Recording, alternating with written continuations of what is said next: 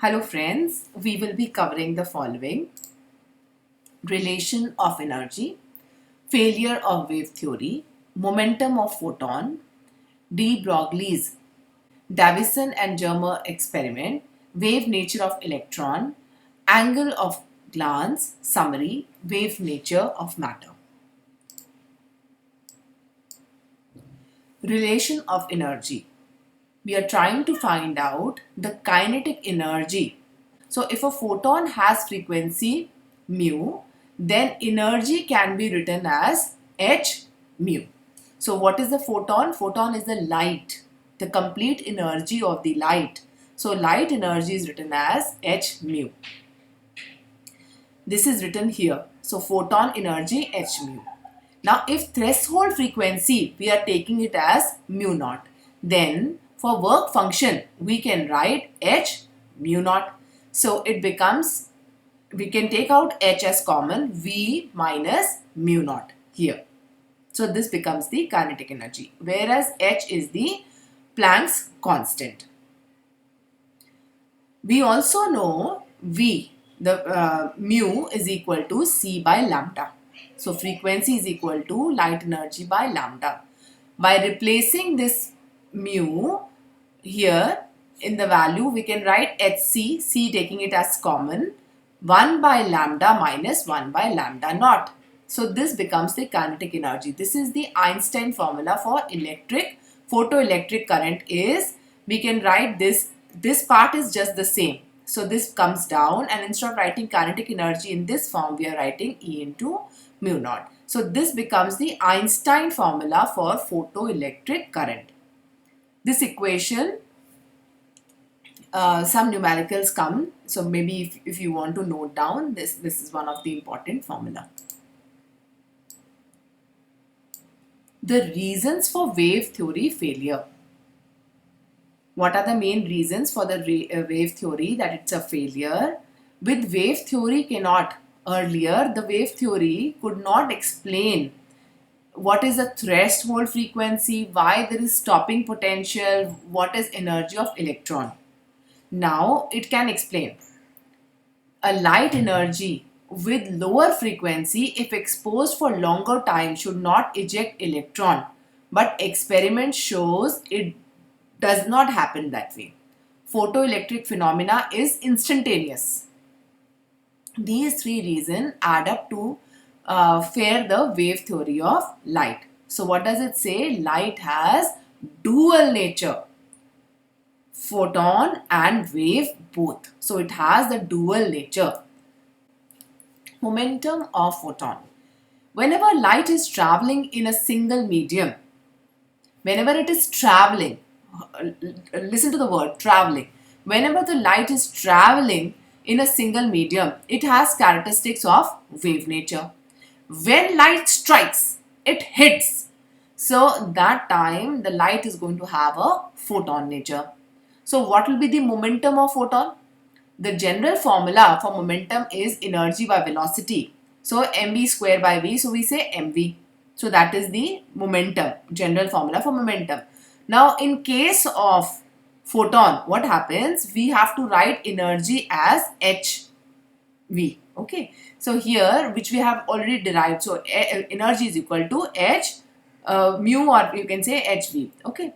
So here h is the Planck's constant, and this v is the frequency. Mu is the frequency divided by v, velocity. Velocity can be written as the speed of the light, c, and the value for c can be written as mu into lambda. Here h, mu, v, mu and lambda. So mu from the numerator and denominator gets cancelled, and we are left with h lambda. So momentum of photon becomes h lambda. So we can say P is equal to h lambda, or if we take the lambda on one side, the wavelength, so it will become h by P.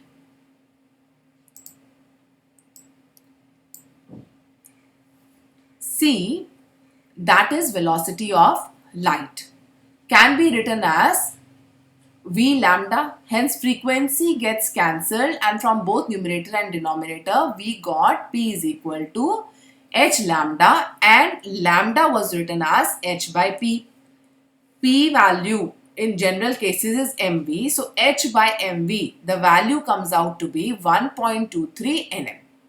So the momentum can be written as 1.23 nm. Here h is the Planck's constant, m is the mass of the photon, v is the velocity of photon, and lambda is the frequency of the photon.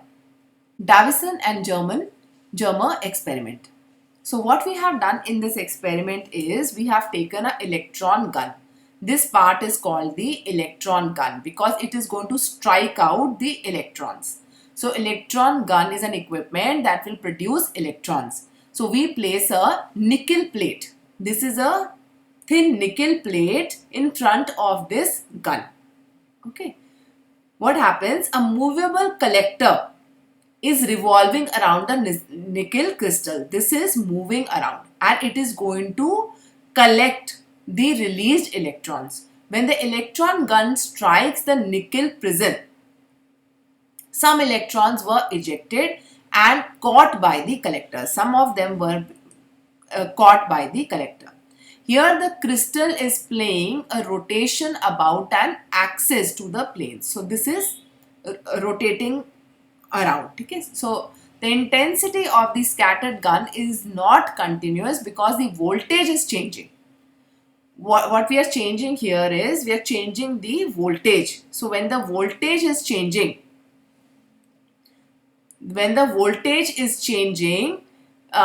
in this experiment, how much angle of scatter is being formed, we are going to note that down. So we measure the scattered electron intensity as a function of scattering angle, say pi. The experiment is repeated for different accelerating potentials. So we are going to change the potential and keep taking the experiment down. So what are we writing down?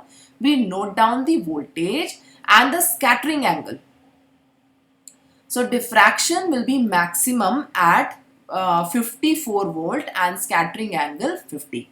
Okay, so when the voltage supplied from here is say 54 for this gun and the angle from this gun that is going to come out and it's going to be caught here will be 50. That angle is going to give you the maximum diffraction.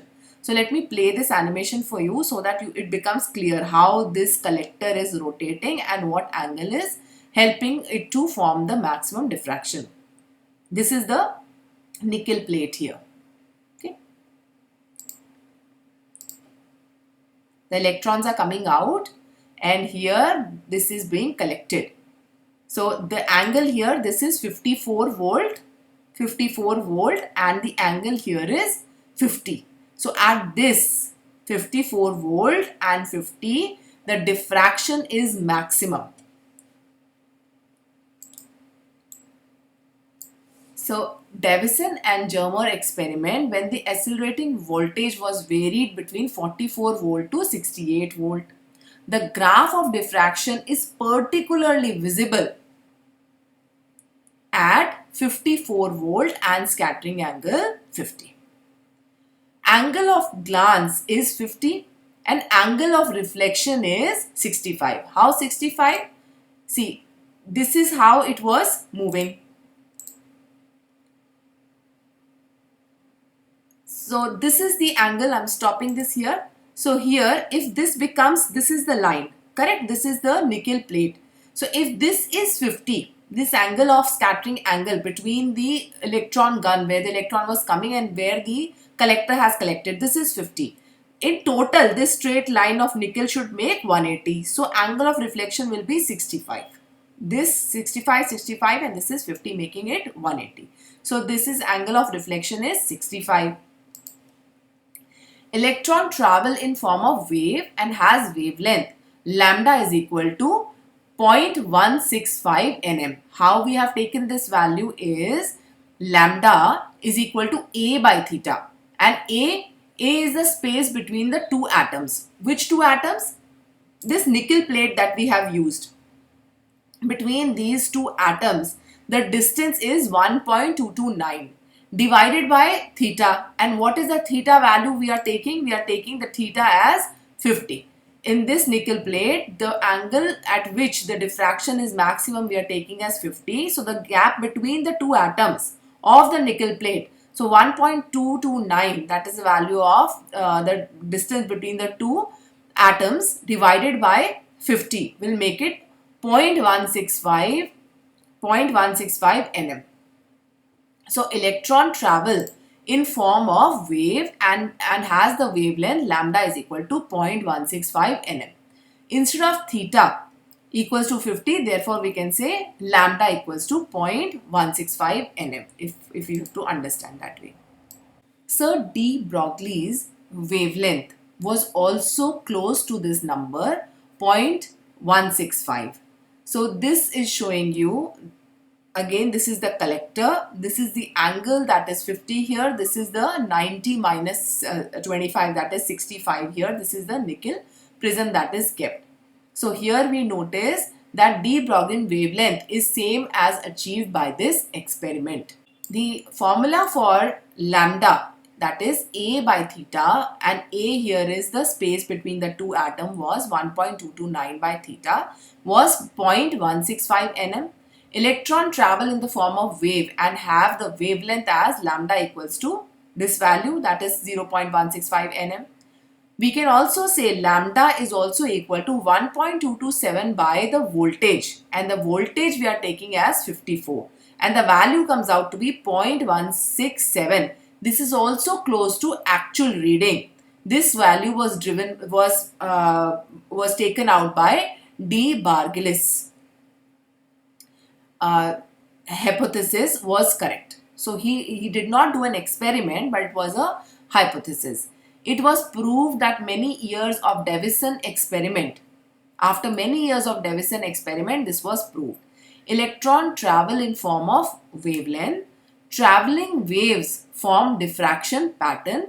Young double slit experiment in 1989 with electron also shows that matter has dual characteristics. So lambda is equal to h by 2 EVM. So h is equal to, instead of writing VM, EV we can write, instead of writing EV we can write 2km. So this becomes a formula and derivation which is going to be explained in the next coming up slide. Consider an electron accelerated from rest through a potential V. The kinetic energy of the electron equals to the work done, that is going to be E into the potential on by its electric field. So we get the formula K is equal to EV. We also know K is equal to half mv square. If we divide the numerator and the denominator both by m, so we can write m square v square by m. M square v square can be written as p square. So p square, because it's the momentum, formula for momentum is p is equal to mv. So m square v square becomes p square divided by 2m. Because we have divided the numerator and the denominator both by m. Okay, so we are left with 1 m in the denominator. Now, if we take k is equal to p square by 2m, taking p on one side, we can rewrite the equation as p is equal to root 2mk. The value for k is equal to EV. So, substituting the value of EV here, we get 2m EV. The de Broglie's wavelength lambda of the electron is lambda equals to h by p. The value for p that we have just derived is 2mk, or it can be written as 2m EV. So substituting the numerical value of hme, we get lambda is equal to 1.227 by root v. What was v? The potential. Okay, so V is the accelerating potential in volts. The unit is Nm. So we have derived the formula for lambda. One is lambda equals to h by 2 root 2 mk, and the other formula is h by root 2 mev, and lambda is equal to 1.227 by root v.